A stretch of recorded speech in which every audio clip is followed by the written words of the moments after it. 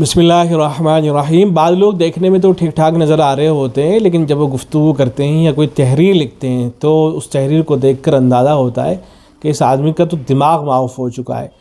بظاہر تو یہ ٹھیک ٹھاک ہے لیکن اندر سے پاگل ہو چکا ہے۔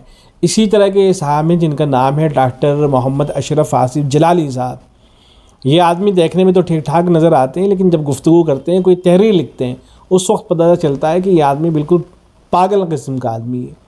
اس آدمی نے اس وقت ایک تحریر لکھ کر سوشل میڈیا پر شیئر کرائی ہے، جس میں اس نے اپنے شاگردوں سے، مریدوں سے، محبین سے، معتقدین سے، متوسلین سے اس طرح کا مشورہ دیا ہے۔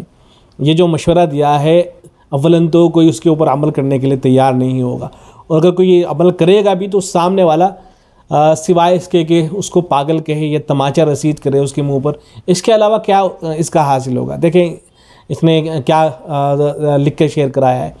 کہتا ہے کہ آپ جب بھی کسی لوکل گاڑی میں سفر کریں تو سفر سے پہلے گاڑی کے ڈرائیور سے اس کا مسلک ضرور پوچھیں۔ یعنی ایک آدمی جو سفر میں جائے گا وہ پہلے سے پریشان ہوتے ہیں، سفر کے دوران تو آدمی ویسے ہی پریشان رہتا ہے، لیکن یہ صاحب مشورہ دے رہے ہیں کہ تم جانا، جا کے پوچھنا اس سے کہ بھائی تمہارا مسلک کیا ہے، ذرا جا کے پوچھنا کسی سے کہ تمہارا مسئلہ کیا ہے، پھر بتائے گا وہ۔ تو جب چہرے کے اوپر تماچا رسید کرے گا تو عقل ٹھکانے آ جائے گی۔ تو اگر وہ فکر رضا پر قائم سنی حنفی بریلوی ہو تو اس کی گاڑی میں سفر کریں، بصورت دیگر گاڑی تبدیل کر دے۔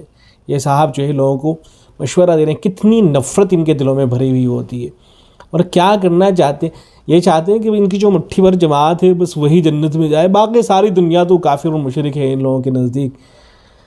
دوسری بات انہوں نے لکھی ہے کہ آپ جب بھی کسی ہوٹل میں کھانا کھانے جائیں تو پہلے شیف معلوم کریں کہ اس کا مسلک کیا ہے۔ اگر فکر رضا پر قائم سنی حنفی بریلوی ہو تو اس ہوٹل میں کھانا کھائیں، بصورت دیگر ہوٹل تبدیل کریں۔ پہلے تو لوگوں کو یہی سمجھا لے جا کے کہ فکر رضا ہے کیا، سنی حنفی بریلوی ہے کیا، یہی لوگوں کی آج تک سمجھ میں نہیں آ سکا ہے، اس لیے کہ تم ایک دوسرے کو کافر قرار دیتے رہتے ہو، ایک دوسروں کے اوپر کفر کے فتوے، شرک کے فتوے میں، اور ایک دوسرے کو نہ جانے کیا کچھ کہہ رہے ہوتے ہو۔ تو پہلے تو خود ہی متحد ہو جاؤ، اس کے بعد دوسروں کو یہ مشورے دینا۔ آپ جب بھی کسی دکان سے سودا صرف لینے کے لیے جائیں تو پہلے دکاندار سے پوچھیں کہ اس کا مسئلہ کیا ہے۔ اگر فکر رضا قائم سنی حنفی بریلوی ہو تو اسے چیز خریدیں، بصورت دیگر دکان تبدیل کر دیں۔ انہی صاحب سے اگر جا کے کوئی پوچھے نا کہ کیا تم فکر رضا پر قائم، اس لے کے فتاوی رضویہ کے اندر بہت سے مسائل ایسے ہیں جن کو کوئی نہیں مانتا ہے، خود بھی نہیں مانتے ہیں، تو پہلے تم ہی ان کے فکر کے قائل ہو جاؤ، ان کی فکر پر چل لو۔ اور یہ کس چیز کی دعوت دے رہے ہیں آپ؟ یہ فکر رضا کیا ہے؟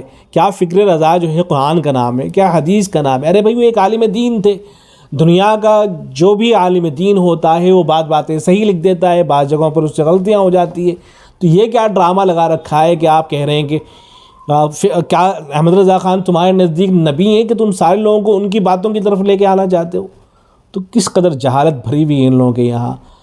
آپ جب بھی پیٹرول ڈلانے کے لیے جائیں پیٹرول والے سے پوچھیں، موبائل اپلوڈ کرنے کے لیے جائیں اس سے پوچھیں، دوا لینے کے لیے جائیں، کسی کا بچہ مر رہا ہے وہ جا کے پوچھے گا جو دوا دے رہا ہے ڈاکٹر ہے کہ تمہارا مسئلہ کیا ہے۔ دیکھیں اس آدمی کا دماغ کیا ہے۔ جب کہیں میڈیسن لینے جائیں تو پہلے معلوم کریں ڈاکٹر اور فارمیسی والوں کا مسئلہ کیا ہے۔ تو ایک آدمی کا بچہ مر رہا ہوگا، وہ پریشان حال ہوگا، وہ جا کے پہلے مسلک پوچھے گا۔ یہ اس طرح کی واہیات باتیں ہیں، ان پہ کوئی عمل نہیں کرتا۔ اس لیے آپ نے دیکھا ہوگا کہ لوگ جو بزنس کرتے ہیں اپنی دکان پہ کہیں وہ لکھ کے نہیں رکھتے ہیں کہ ہمارے یہاں سے جو سامان خرید سکتے ہیں وہ صرف سنی بریلوی خرید سکتے ہیں جو فکر رضا پر قائم ہو۔ کوئی اپنی دکان پر یہ بورڈ لگا کے نہیں رکھتا ہے، اس لیے کہ ہر آدمی کو پتہ ہوتا ہے کہ میں اس طرح کا بورڈ لگا کے رکھوں گا تو میری دکان چل ہی نہیں سکتی ہے۔ لیکن ان لوگوں کی دکانیں چونکہ اس طرح کی باتوں سے چلتی ہیں، اس لیے یہ لوگ یہ سب کر رہے ہوتے ہیں۔ آپ جب کسی کیس میں عدالت جائیں تو معلوم کریں کہ جج کا مسئلہ کیا ہے۔ اگر فکر رضا پر قائم سنی حنفی بریلوی ہو تو اس کے سامنے پیش ہو، بصورت دیگر وکیل سے بول کر جج تبدیل کریں۔ یعنی ایک آدمی پہلے سے پریشان حال کسی کیس کے اندر وہ پھنس چکا ہے، وکیل کرنے کے اس کے پاس پیسے نہیں ہیں، کہہ رہے ہیں کہ تم جا کے جج بھی تبدیل کر لو۔ تو بھائی تمہاری ان واہیات باتوں کو کون سنے گا اور کون اس کے اوپر جو ہے عمل کرنے کی کوشش کرے گا؟ کاش یہ لوگ کم از کم جو ڈاکٹر طاہر القادری صاحب ہیں ان سے سیکھے ذرا۔ وہ کسی نے ابھی جو ہے کچھ دنوں پہلے سوشل میڈیا پر یہ لکھ کر شیئر کیا تھا کہ ڈاکٹر بریلوی جتنے بھی ہیں ان میں ڈاکٹر طاہر القادری صاحب اس وجہ سے اچھے ہیں کہ کم از کم وہ احمد رضا خان کے نام پر نہیں کھاتے ہیں. احمد رضا خان کا نام لے کر وہ لوگوں سے پیسے مانگ کے نہیں کھاتے ہیں. لیکن یہ جتنے بھی لوگ ہیں باقی ان سب کی دکانیں وہ احمد رضا خان کے نام پر چل رہی ہیں. تو اس لیے یہ سب اس طرح کی واہیات حرکتیں کر رہے ہوتے ہیں. تو کم از کم ان سے سیکھیں. انہوں نے جو بریلیوں کے یہاں جو فکر پائی جاتی ہے، تکفیری جو فکر پائی جاتی ہے کہ ہر آدمی کافر ہے، اہل حدیث وہ بھی کافر ہیں، دیوبندی وہ بھی کافر ہیں، جتنے بھی عرب علماء ہیں وہ سب کے سب کافر ہیں، ان کے جو متبعین ہیں وہ سب کے سب کافر ہیں. یہ جو فکر ان کے یہاں پائی جاتی ہے تو اس فکر میں اصلاح کی ضرورت ہے، اس لیے کہ اس فکر کے چکر میں خود کافر ہو جاتے ہیں. بہت سے مواقع ایسے ہوتے ہیں کہ ایک مقام کہیں نہ کہیں جا کر ایسا آتا ہے کہ یہ خود کافر ہو رہے ہوتے ہیں. اس لیے کہ انہوں نے تو لکھ کے چلے گئے نا کہ جو آدمی ان کے کفر میں بھی شک کرے تو وہ کافر ہے. اور بعض مواقع ایسے آتے ہیں کہ ملاقات بھی کر رہے ہوتے ہیں، سلام بھی کر رہے ہوتے ہیں، علماء کے پیچھے جو علماء حق ہیں ان کے پیچھے نماز بھی پڑھ رہے ہوتے ہیں تو خود کافر ہو جاتے ہیں. تو یہ جو ایک تحریک شروع کی تھی ڈاکٹر طاہر القادری صاحب نے، اور انہوں نے عہد کرایا تھا اپنے لوگوں سے. دیکھیں علماء دیوبند جو ہے کبھی بھی الحمدللہ ثم الحمدللہ وہ کبھی تکفیری نہیں رہے ہیں. انہوں نے تکفیر نہیں کی ہے بریلوی حضرات کی، حالانکہ اگر وہ چاہتے تو کر سکتے تھے. اس لیے کہ جس طریقے سے علماء دیوبند کی تکفیر کی گئی، ان کی کتابوں سے عبارتیں نکال کر کفر کشید کیا گیا ہے. یہاں سے کوئی عبارت اٹھا لی گئی، وہاں سے کوئی عبارت اٹھا لی گئی، اور کوئی عبارت اٹھا کر اس کا اپنا ایک مطلب نکالا گیا. حالانکہ وہ منع کرتے رہے کہ ہماری یہ مراد نہیں ہے، لیکن پھر بھی زبردستی یہ کہہ کر کہ نہیں آپ کی مراد تو یہی ہے، تو ان کے اوپر کفر کے فتوے داغے گئے.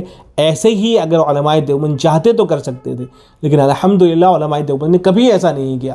علماء دیوبند نے کبھی تکفیر نہیں کی ان لوگوں کی.